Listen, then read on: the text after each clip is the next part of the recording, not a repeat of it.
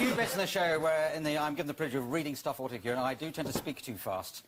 So nobody can understand what I'm saying, but there is a rhythm to jokes. So I go, you laugh there, OK? And just if you just on the way home, you might work it out. I think, well, it was funny. I'm glad I laughed now. So do that. And if it wasn't funny, well, it wasn't your career going down the pants. So that's... when is Clive James turning up? Yeah.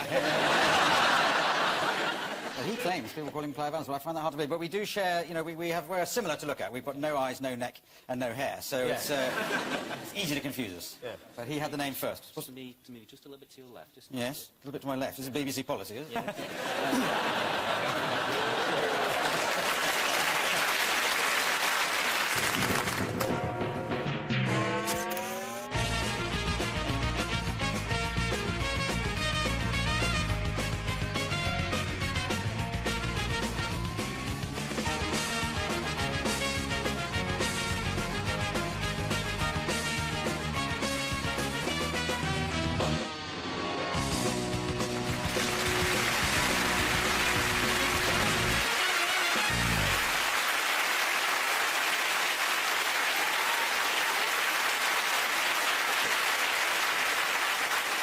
Good evening and welcome to Have I Got News for You. I'm Clive Addison, sitting in for David Abrahams, who doesn't want the publicity.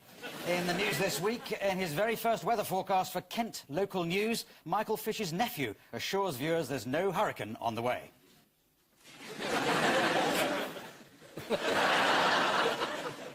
The man who's just bought John McCreerick's house is annoyed to find he left a few toenail clippings in the bathroom.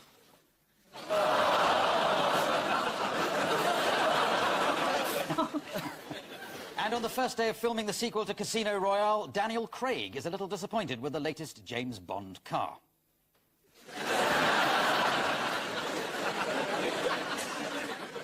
On In Hislop's team tonight is a prolific journalist and author who told The Independent recently, beliefs are ideas going bald. Yes, well, I'm very much an ideas man myself, obviously. Please welcome Will Self.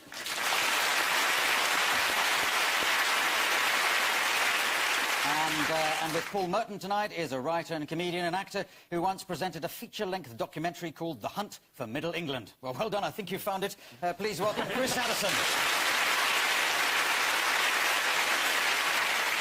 So, we start, traditionally enough, with round one. Ian and Will, take a look at this. It's Ant or Dec. I can't remember which one. Engelbert Humperdinck. And there he is. He's aged terribly.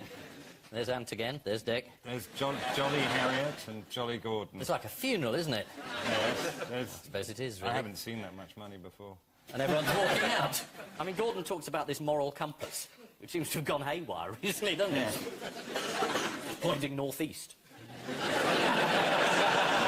Mr. Abrahams, that's one of his names. He's also known as Martin. He's been giving Labour money, and none of them knew it.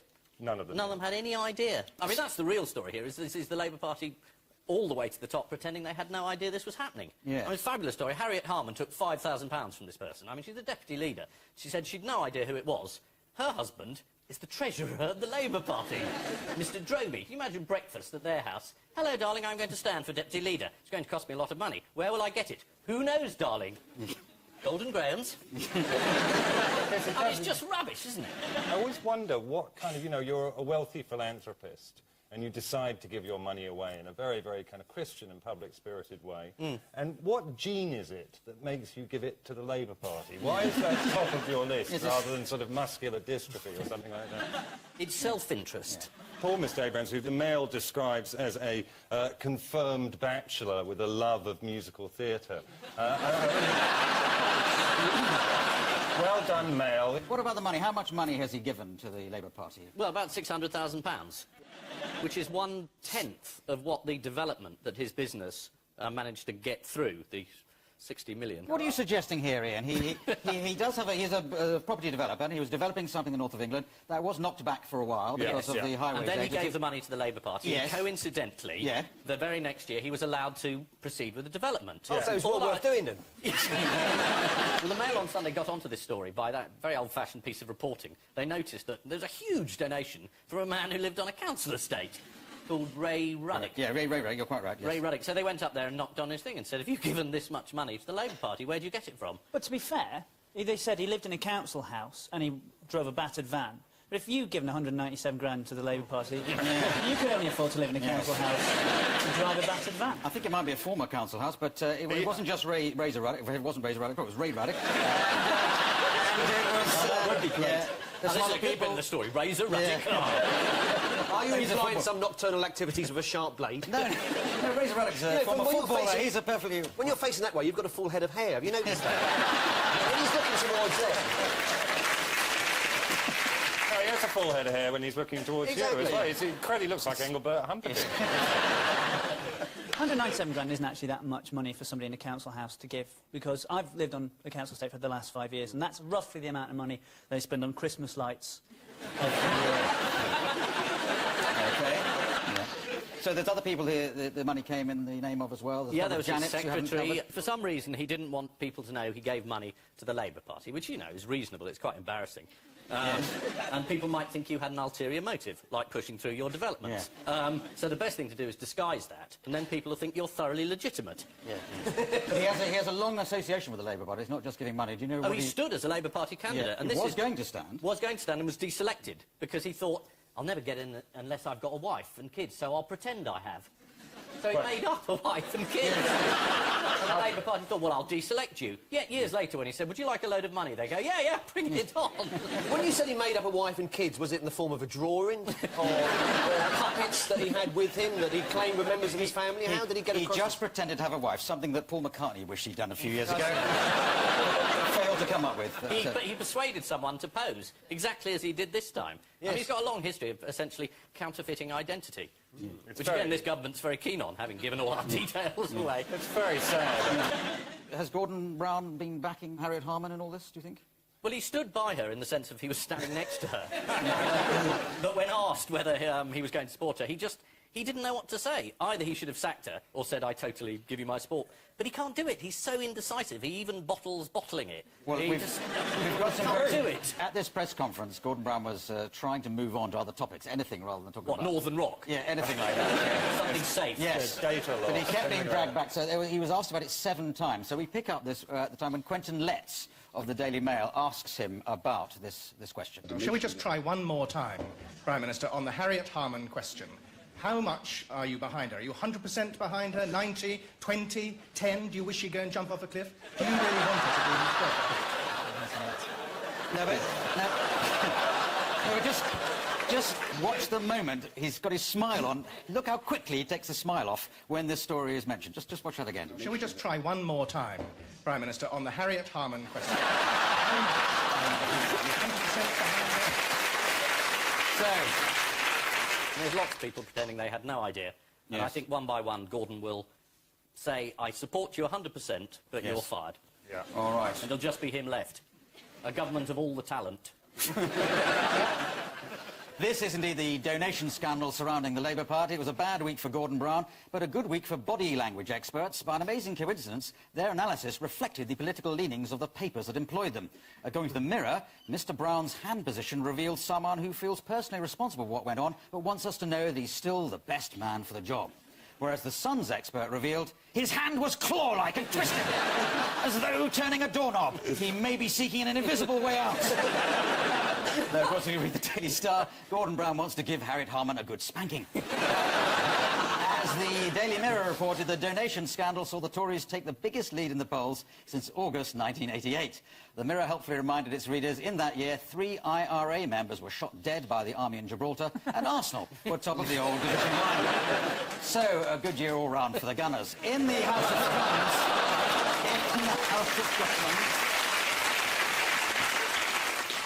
House of Commons, acting leader of the Liberal Democrats, Vince Cable, humiliated Gordon Brown by saying, "We have witnessed his transformation from Stalin to Mr. Bean."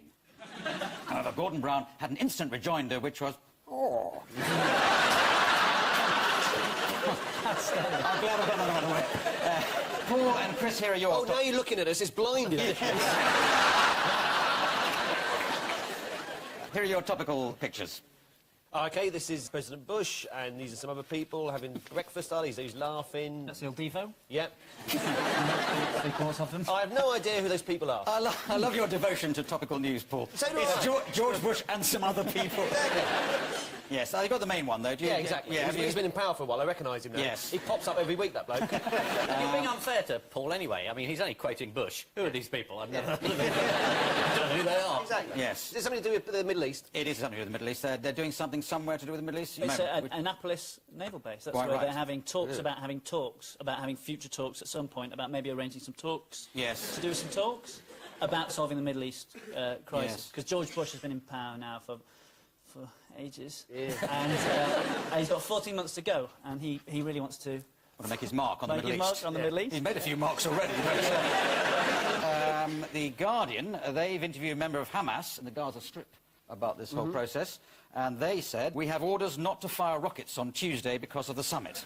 That sounds very promising, doesn't it? But then they go on to say, we can resume normal activities when the summit ends. Do you know what's on their pillow? Everybody that went there, there's something on their pillow. Complimentary chocolates. Possibly, but something else as well. Horse's head. Horse. Again, there's... Complimentary horse's head. That's going to be far. Yeah. Is it another pillow? Am I going to tell you this? It is. It's the lyrics of the song Imagine by John Lennon. Really? Isn't that sweet? And it's not the first time that this particular song has been used as part of the peace process and involving presidents of America. Do you want to see Bill Clinton? Do I? Go up. Let's have a look. Let's have a look.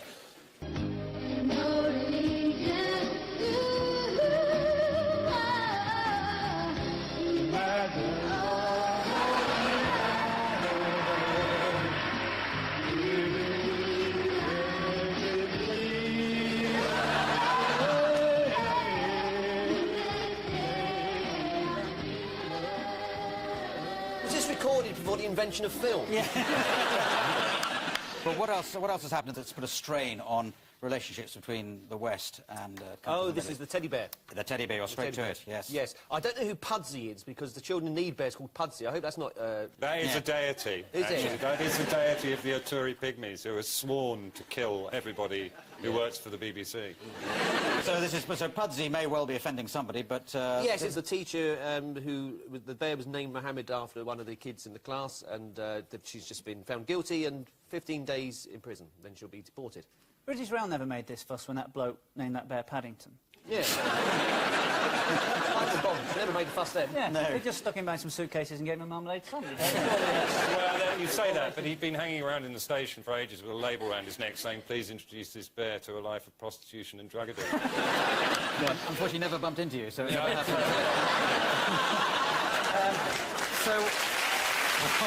do you think her mistake was allowing the pupils in the class to take a vote? She didn't make any mistakes. Yeah. No.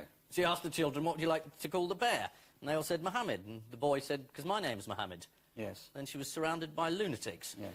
Who then said death to the primary school teacher. Behead middle-aged women who'd like to do children a favour now. Yes.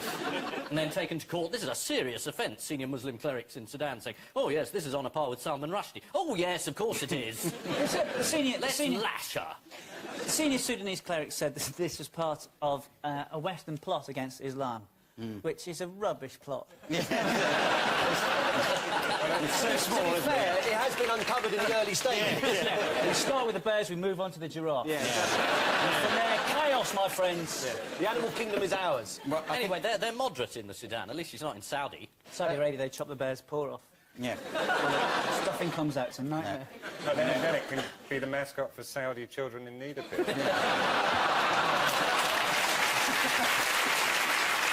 British teacher Gillian Gibbons was in prison for 15 days after her class named a teddy bear Mohammed. Sudan's top clerics are demanding the full force of the law be used over the stuffed bear incident. Of course, the diplomatic situation is at a delicate stage, so we have to be careful what we say about these vindictive, ranting nutters. One moderate cleric suggested the bear be renamed Winnie the Pooh, though when it emerged that Pooh had a friend called Piglet, he was promptly stoned to death. Many people in Sudan are saying the authorities have overreacted, and in London the Sudanese embassy has called it a storm in a teacup. Well, how dare they insult the vessel of our national beverage? Let 1,000 scones rain down on their heads! Yes.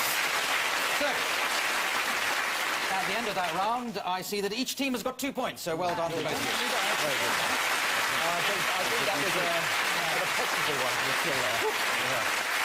So we go on to round 2, which is the picture spin quiz. Fingers on buzzers, because you will come in on this. Here's your first picture. Ah. Don't know who she is, but she's obviously Miss Peru. royalty. Miss Peru, you're warm. Miss Patagonia.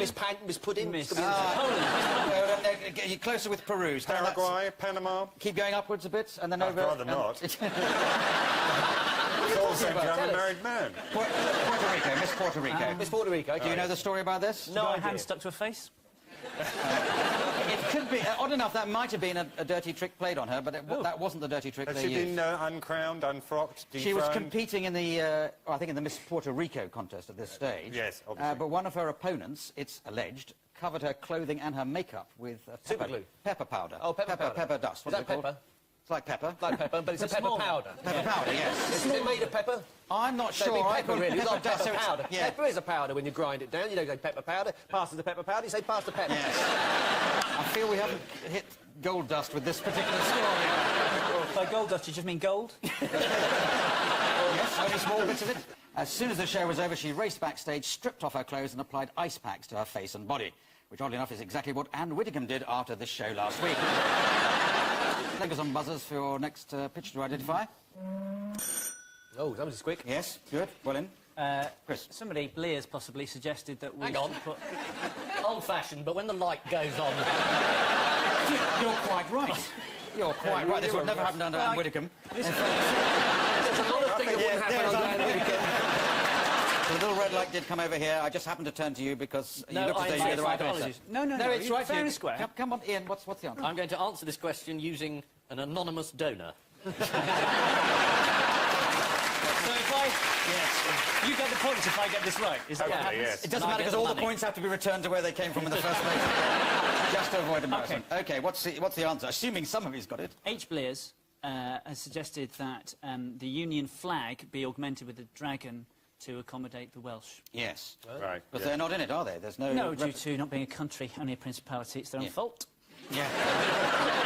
All right, and if you want to know what a dragon in a Union Jack would look like, Yeah. this is what it is.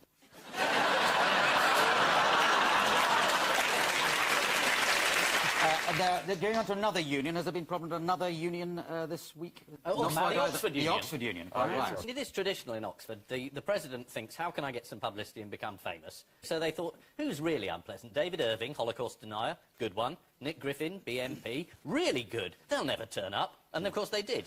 I'm a David Irving denier. Are you? Yeah. Are you an old Oxford Union man yourself? I asked a question there once and was ignored. It sort of coloured the rest of my life. What was your question? Why is everybody ignoring me?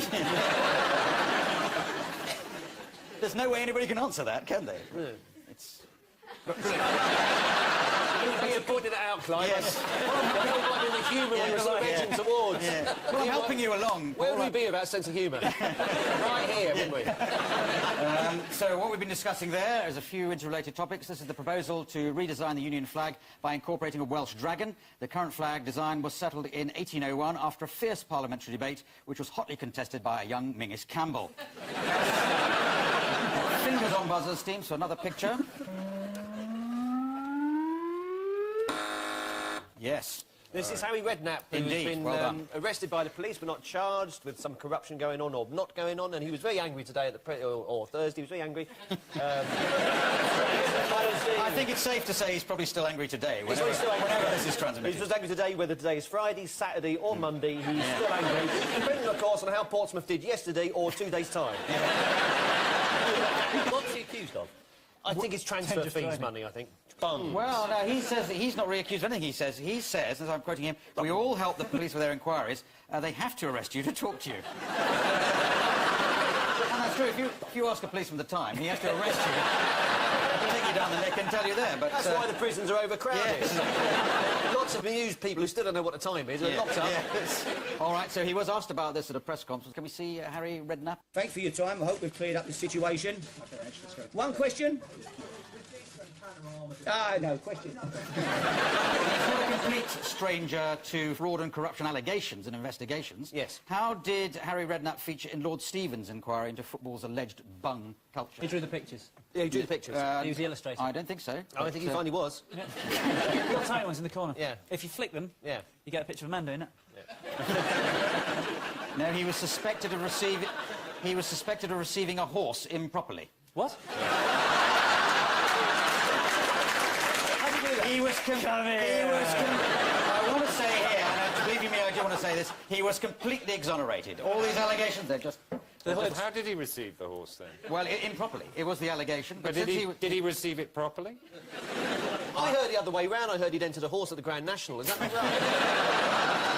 The whole case collapsed when they asked the horse to confirm the allegation. The horse went... The horse was rather annoyed that the barristers were wearing wigs of somebody that he once knew. Is anybody here interested in football apart from me? No? Well, I'm sort of okay. interested in it, but not as interested as you are. No, obviously not. OK, I'm interested in the police actually doing something. Who could be... That Who would be strikes me as interested- amazing. I'm interested in this. I never knew it came out.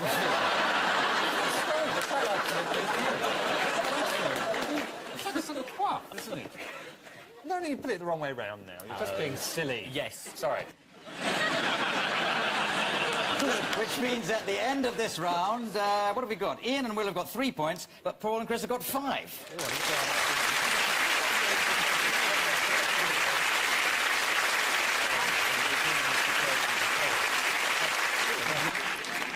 Time now for the odd one out round. Ian and Will, your four are The Sound of Music, Death, Teachers, and a Truckle of Cheddar. It might be something to do with life expectancy, hence the presence of death. No. Can you give us a clue? I could. It's sort of something you might do every day. What, go to see The Sound of Music? Yeah, I You do. could do. MySpace. Is it Facebook? Did somebody say telly? Yeah, I did. Telly, I did. telly. I You're said getting telly. close with telly, yeah, so... There's a channel devoted to the Sound of Music. There's a channel devoted to devoted Sound to of- cheese. There's a channel devoted to death. It's called... Death's got his own channel. It's called BBC Three. Channel devoted to what the other thing Teachers. was. There's definitely a teacher's channel. Teachers TV. Cheese channel was the odd one out. Points to Paul Merton. There's only one without Cheese Channel. Why isn't there a cheese channel?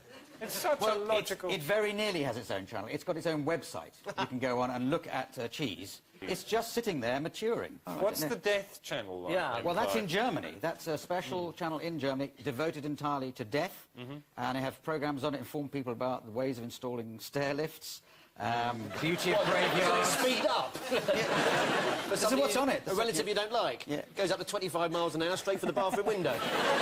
Anything you like to do with it. It's got Only Fools and Hearses on it. Both Feet in the Grave. You won't like that one then. Well, actually, just branching off this other point, who was recently pronounced dead by George W. Bush? Was it himself? No, it's... He had a bad moment with the pretzel? It's Nelson Mandela. Let's just take a look at it. I thought an interesting comment was made when somebody said to me, I heard somebody say, now where's Mandela? Well, Mandela's dead. Because Saddam Hussein killed all the Mandelas. Yes. I think I see what he was trying to say, but it's a clumsy way of putting it, isn't it? There are no Mandelas in Iraq because they've all been murdered, but... Yeah, they've mostly been He said bombed. Mandela. Or we might be confusing it with Martha Reeve, Well, Martha Reeves really- and the Vandellas, some of whom may be dead for all I know. It's really confusing me. I mean, how many Mandelas were there in Iraq? There was Winnie Mandela, and I don't know that she's dead, but... Peter Mandelson, he was a difficult one. But we can all make mistakes, not just presidents of America, because on Newsnight, the night that the comedian Bernard Manning died, Yes. this is how they dealt with it. Now, the comedian Bernard Matthews died today, aged 76, to use politically correct time. So there we are. They all have TV channels devoted to them, apart from the Truckle of Cheddar, that has a website devoted to it. In February, the Cheddar was even sent a Valentine's card, though there are dangers to dating a cheese online. You think you're talking to a creamy young brie, but it turns out to be an overripe blue-veined Stilton. By the way, which cheese is made backwards? Edam. Correct. You get the same Christmas crackers. You can watch Sound of Music TV on cable in your hotel, but to save businessmen embarrassment, it's written on the bill as pornography. Paul and Chris, you're for 6 Archbishops of Canterbury, a ponytail, Kate Moss, and Andy Pagg. Kate Moss is from Croydon, isn't she? Yes, that's a good start. If I And may the say so. ponytail. That's the Croydon facelift, isn't it? Croydon facelift. Facelift, that's you're called. making good progress. Is Andy Pagg the guy that went and slept on all these islands off the Scottish? Not No. quite. He's doing another jaunt. He's off to Timbuktu in a lorry powered entirely by chocolate.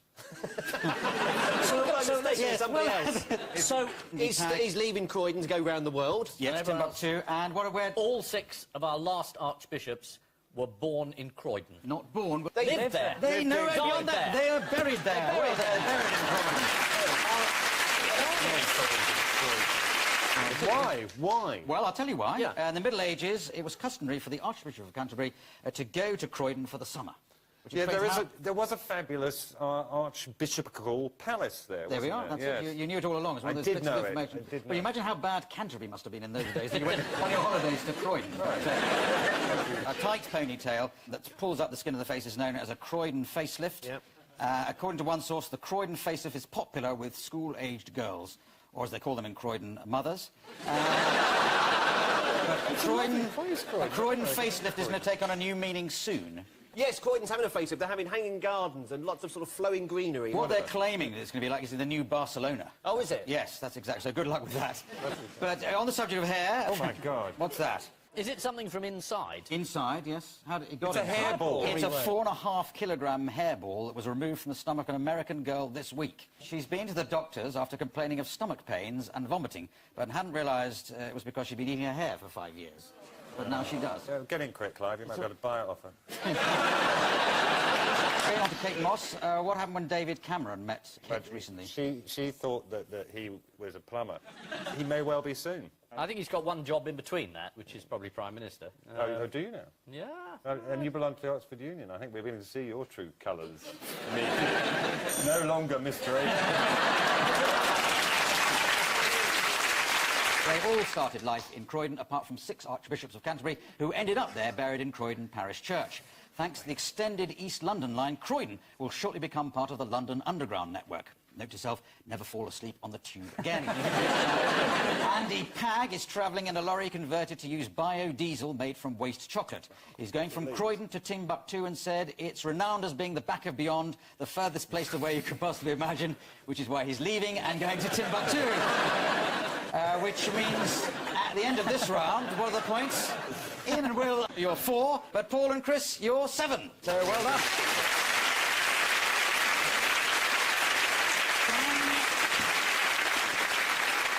Time now for the Missing Words round, which this week features the guest publication Let's Square Dance. I'll tell you what, let's not. We start with Charles to cement what? Is it Charles to cement testicles to brick wall? Not quite close enough to give you a point, I'm afraid. Is it Charles to cement come in cement? I'm sorry. What did you say? Charles to cement come... Oh, it's a radio. You walkie-talkie. It's a... It's I think you said Charles Cement, come in cement. See, I misheard that. Or misunderstood that. I think you're parsing the sentence incorrectly. Charles to cement, come in cement.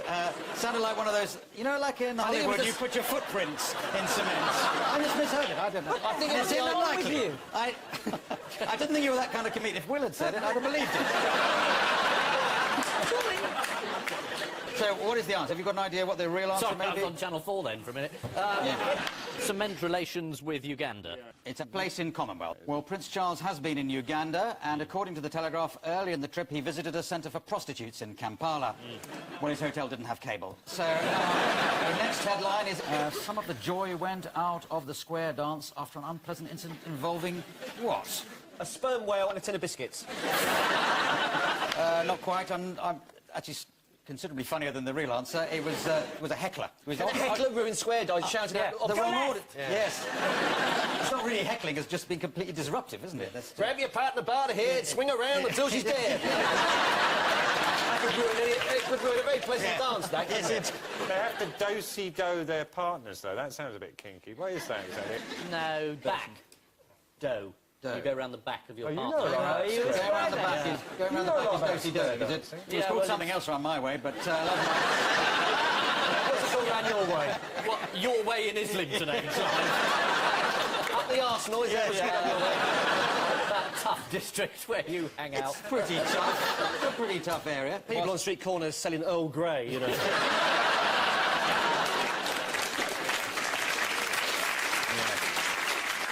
That was indeed from Let's Square Dance magazine, as you probably could have guessed. A fine paper, as I've said already. There's some great small ads there. For example, come to Palomino Records for all your square dancing needs. They sell guns. The next oldest trapeze artist, what? Died. He's died. He was 93. Well done. He was hanging on, and somebody said, "What's the time?" He said, "It's up." And then he was gone. Point to you. Dies at 98. I won't quibble over the 98, last few. well, yeah, 98. This is a yeah, German trapeze artist called Konrad Turano. He'll be tragically missed by his brother. Again.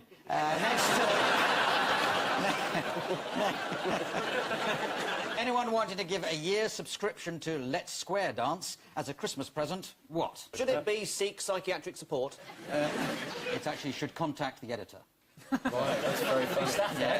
No, Is that an actual headline in their magazine? Yes, that's a headline. That's taken from the actual magazine. Is it? Yes, it wasn't picked up by any of the dailies, as it happens. It's a fine magazine, and one issue of the magazine, there's a message from the president of the Square Dancing Association. Oh, what's he say? Tony Mekoff. He says, "Hi, everybody. Anne and I will be moving to New Zealand. Oh. I can't tell you what sort of time we're having because we're still in the UK. It's difficult writing something topical which is going to be printed in 5 weeks' time. But rest assured, I'll be boring you soon." Don't worry, Tony. Job done. Next headline is Blair kept quiet about what to avoid being called a nutter? WMDs, WMD. friendship with Bush, Teddy bear. Faith. You're right. Since standing down, Tony Blair has admitted God spoke to him at moments of crisis, usually just to say, "Don't drag me into it, you nutter."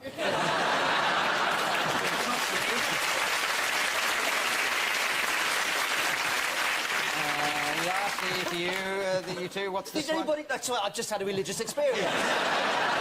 I've just heard the voice of God, which sounds like Clive with a bad American accent. Anyway, so what's this next headline? What for blind detectives in Belgium? No need. Rare fingerprints. The answer actually is recruitment drive for blind detectives. Blind detectives are being recruited to listen to phone-tapped evidence and bugged conversations. Yeah, obviously. The blind detectives have already made several arrests, though they do have to inform every suspect you have the right to remain silent, but that will make it harder for me to know where you are. Back to your next headline. Man studying the history of darts, what? Gained a doctorate. Yes, gets PhD was the actual headline. Yeah. The PhD in darts took Patrick Chaplin 12 years to finish. Well, we've all had games like that stuck on the bloody double wide, haven't we? And Islington. what's wrong with you, Islington? We have darts up there. Do you? Yes, people to throw them for you. When we're having the... we Are pop the numbers into the around a old public dartboard house in with some Latin? guacamole. One and V's are 5. Is it like that? Very much like that. Yeah. Yes.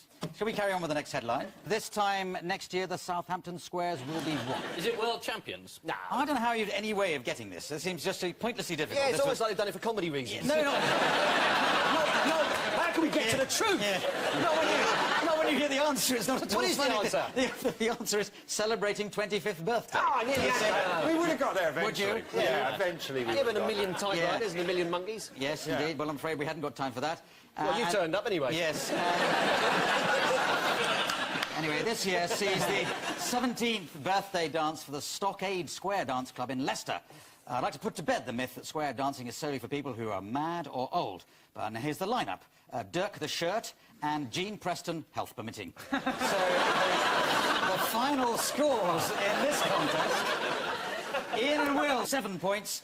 Today's winners, with 9, are Paul and Chris. Well done, Paul and Chris. Well done.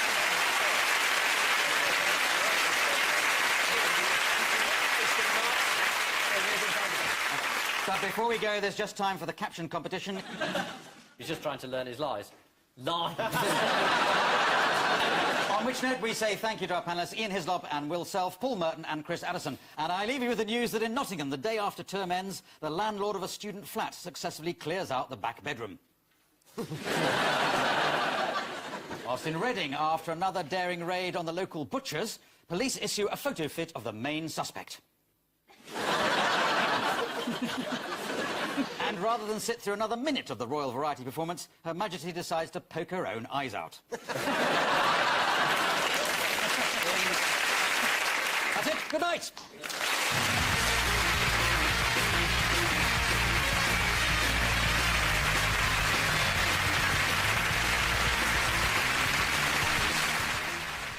More comedy on the way. The wonderful Omid Jalili shakes his thigh on BBC One. A Cuban crisis for the company here on BBC Two next. And on BBC Three, award-winning Razzle Dazzle from Chicago.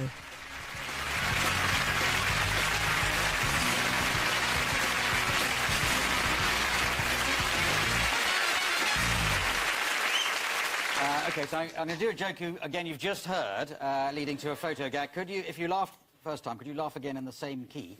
So they can cut these together. This is a... No, don't. Find it rather objectionable this time. And rather than sit through another minute of the Royal Variety performance, Her Majesty decides to poke her own eyes out. Oh, not her own eyes, no!